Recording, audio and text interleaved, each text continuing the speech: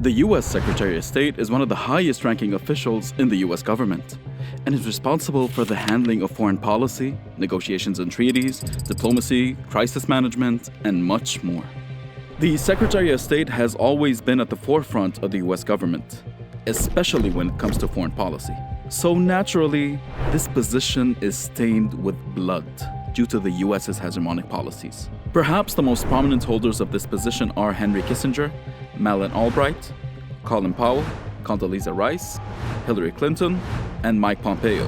When we first hear these names, the first thing that comes to mind are times of war and destruction all over the globe. Henry Kissinger, the U.S. Secretary of State from 1973 till 1977, was responsible for numerous crimes. Kissinger was the architect of the U.S. policy in the time of the Vietnam War and the secret Cambodia bombing campaign. He also was a staunch supporter of authoritarian dictatorships. For example, Augusto Pinochet in Chile, who rose to power thanks to the violent coup against the democratically elected Allende, and the coup was orchestrated by no other than Henry Kissinger. Kissinger is also responsible for many more crimes, but no time in the world is enough to discuss them all. You can estimate that 3 to 4 million people died as a result of Kissinger's crimes against humanity. Madeleine Albright was the first female U.S. Secretary of State. Aw, how progressive. She was Secretary of State from 1997 to 2001, and she instituted policies of mass killings around the world. She set the foundations for the war on Iraq by imposing sanctions on the country that affected millions of Iraqis, as living situations worsened as a result. One cannot possibly forget her infamous sentence when she said, "The price is worth it."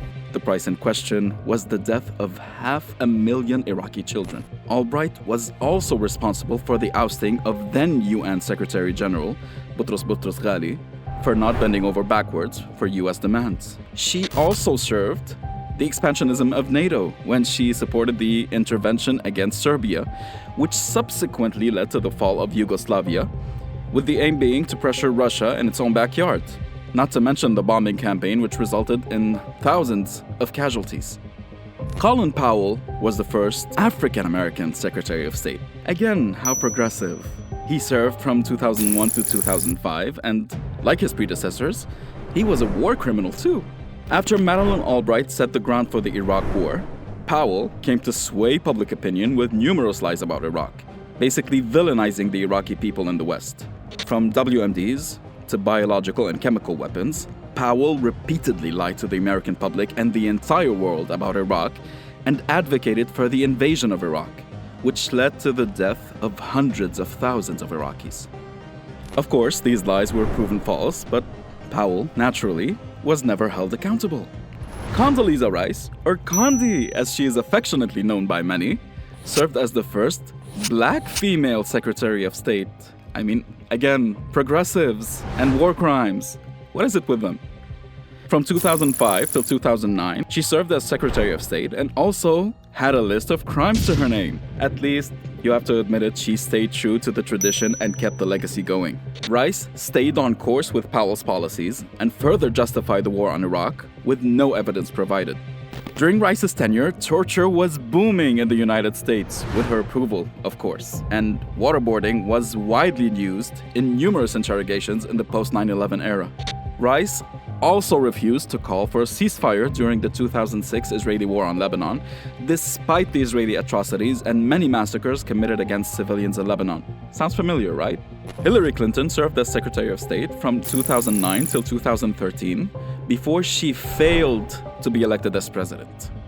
We owe the destruction of Libya to this day to Mrs. Clinton, who supported the regime change, intervention, and bombing campaigns against Libyans. Drone attacks surged during her tenure under the Obama administration, as more than 540 drone strikes were ordered on Iraq, Afghanistan, Yemen, and Somalia, killing thousands of civilians. Mike Pompeo served as Secretary of State from 2018 till 2021, and he was responsible for thousands of lives lost for the sake of the preservation of American hegemony, because after all, it's America first. Pompeo bypassed Congress to approve arms sales to Saudi Arabia to be used against Yemeni schools mosques, and buses full of children. Pompeo was also responsible for the great destabilization in the Middle East after the assassination of one of the highest-ranking commanders in Iran, in addition to withdrawing from the nuclear deal and Trump's stance on China and the DPRK. I know at the beginning of the video we said something about the tasks of the US Secretary of State, but I might have failed to mention a couple.